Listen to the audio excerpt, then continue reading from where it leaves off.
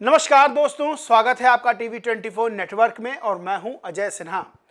क्या अखिलेश यादव के पीडीए के आगे बीजेपी नतमस्तक होगी? दरअसल उत्तर प्रदेश में 2027 में विधानसभा चुनाव हैं, लेकिन जिस तरह से अखिलेश बहुत तेजी से पीडीए को धार देते नजर आ रहे हैं, उससे एक बात साफ है कि अखिलेश 2024 का लोकसभा चुनाव का जो रिजल्ट था उत्तर प्रदेश में, उसको रिपीट करना चाहते हैं। और कुछ मामले ऐसे नजर आ रहे हैं जिसके बाद अखिलेश पीडीए के नारे को और तेजी से धार देते हुए दिखाई दे रहे हैं। अखिलेश यादव ने आज प्रेस कॉन्फ्रेंस की। प्रेस कॉन्फ्रेंस के पीछे जो सबसे बड़ा मुद्दा था वो इटावा का था। दरअसल इटावा में जिस तरह से यादव कथावाचकों की चोटियां काटी गई, उन्हें अपमानित किया गया, उनसे नाक रगड़वाई गई और आरोप यहां तक है कि ब्राह्मण का मूत्र छिड़का गया और कहा गया कि अब तुम पवित्र हो गए हो।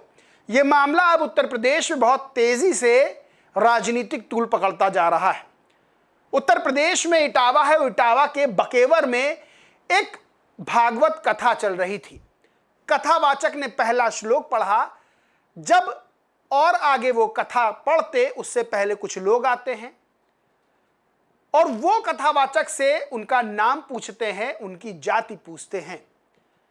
जब पता चलता है कि कथावाचक ब्राह्मण नहीं है, यानी कि यादव जाति से हैं, तो उसके बाद प्रताड़ना का दौर शुरू होता है।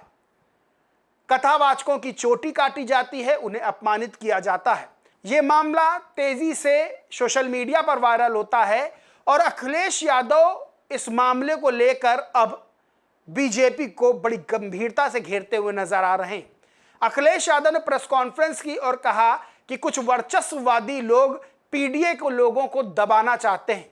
वो नहीं चाहते हैं कि पीडीए के लोगों का सम्मान हो।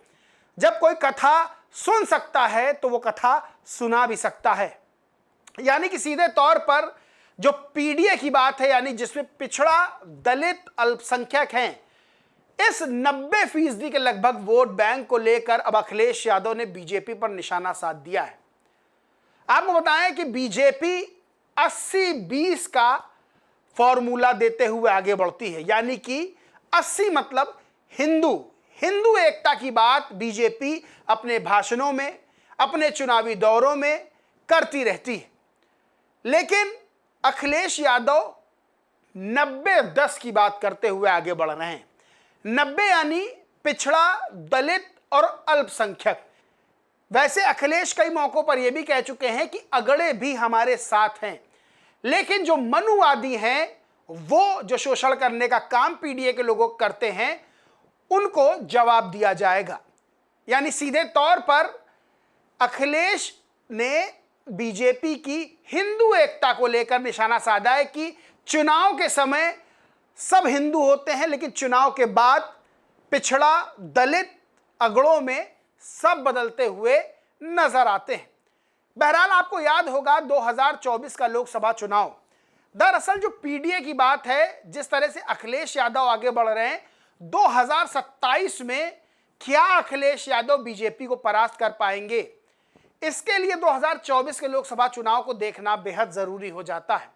2024 के लोकसभा चुनाव में आपको याद होगा बीजेपी हर जगह 400 पार का नारा दे रही थी, यानी कि अब की बार 400 पार। और ये जो 400 पार का नारा था, ये बीजेपी बड़ी तेजी से देते हुए आगे बढ़ रही थी। लेकिन विपक्ष यानी कि इंडिया अलायंस ने कहा कि 400 पार बीजेपी को क्यों चाहिए, जबकि बहुमत तो उससे बहुत पहले मिल जाएगा। विपक्ष ने कहा कि 400 पार बीजेपी इसलिए चाहती है कि वो संविधान बदल सके।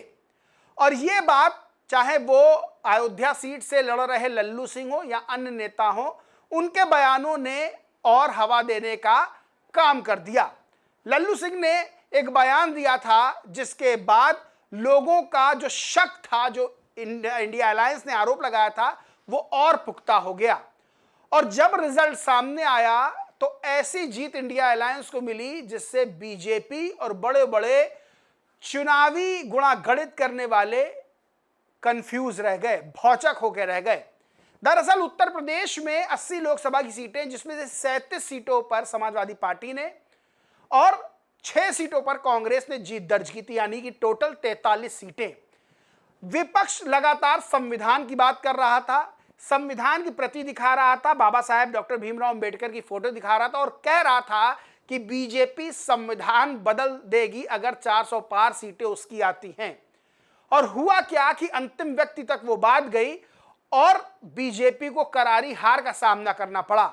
हमारा संविधान हमेशा यही बात करता है कि भारत का हर एक नागरिक सम्मान का अधिकारी है, लेकिन जिस तरह से इटावा में यह मामला हुआ उसके बाद फिर से पीडीए को लेकर अखिलेश यादव ने बीजेपी पर निशाना साधा है और फिर से सवाल खड़े कर दिए हैं कि क्या पिछड़ों का, अति पिछड़ों का, दलितों का, शोषितों का, वंचितों का सम्मान नहीं।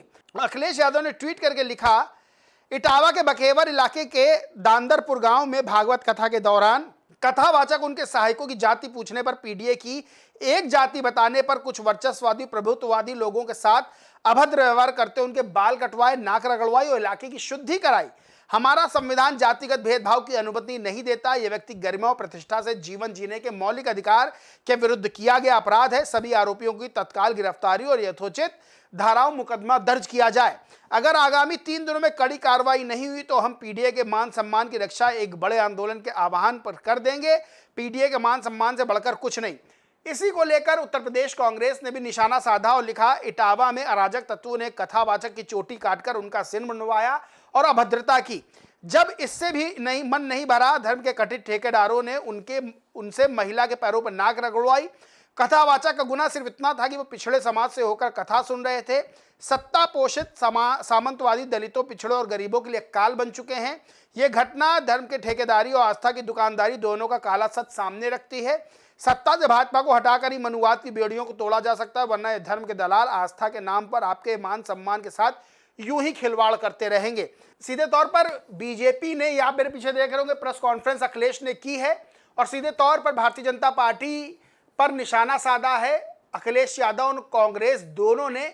लेकिन एक बात तय हो जाती है कि ये जो मामला है ये बीजेपी सरकार को कटघरे में खड़ा करने का काम कर रहा है। बहरहाल 4 लोगों को इस मामले में गिरफ्तार किया गया है, लेकिन ये जो मामले सामने आ रहे कहीं ना कहीं भारतीय जनता पार्टी को 2027 में बड़ा नुकसान पहुंचा सकते हैं, क्योंकि उदाहरण के तौर पर 2024 का लोकसभा चुनाव देखा जा चुका है और देखा जा सकता है, और 2027 में जो विधानसभा चुनाव होने हैं उसमें बीजेपी को जो पीडीए का नारा अखिलेश का है, पीडीए की जो आवाज बुलंद करने की बात है, ये बात सीधे तौर पर 2027 में बड़ा नुकसान भारतीय जनता पार्टी को पहुंचा सकती है।